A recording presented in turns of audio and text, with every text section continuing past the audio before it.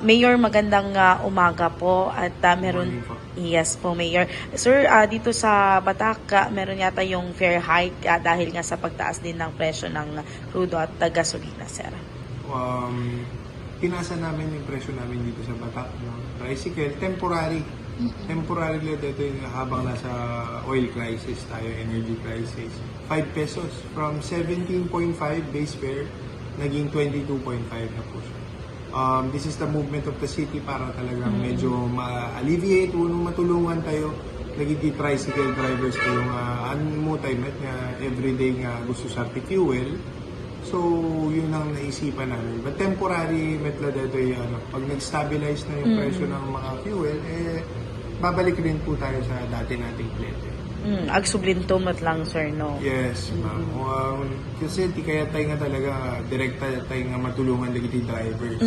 Ngayon talagang namamasada sila sana yung matulungan natin. And we agreed naman, nag-public hearing naman tayo, naintindihan naman ng mga ibang sectors. So, yun lang. Ang prinamis lang ng mga tricycle namin, hindi sila mag-overcharging. Nung malaksit ka ready, sir, at amot lang din pa ite nga fuel subsidy when no cash incentives para kada sir? Well, dagitin, Jay, inawat na pa lang, Jay, from the national government, from DSWD, nabigyan yung 2,800 na tricycle drivers dito sa City of Batak. So, yaman kami, DSWD, especially kini Apo Presidente, PBBM. Talagang siya yung nagano nun siya yung may marching order na tulungan natin yung mga tricycle drivers and PUJ drivers. PUV. Manotated kada kada, sir? 5,000, 5,000 pesos.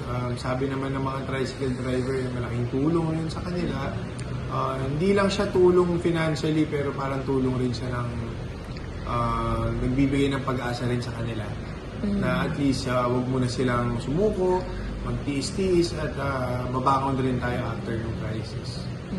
Sir, baka into no kasi di COVID ket nagip-ada ti panagnato ti plete. Then handan kinayatan iti nagsubliti dati. So, dati ito kanta, sir, so It was kasanon a to. form of a resolution naman. Nakasulat rin naman okay. dun sa resolution na pag 3 weeks straight na nag-stabilize ang price, automatic, we will go back to the normal fare guide.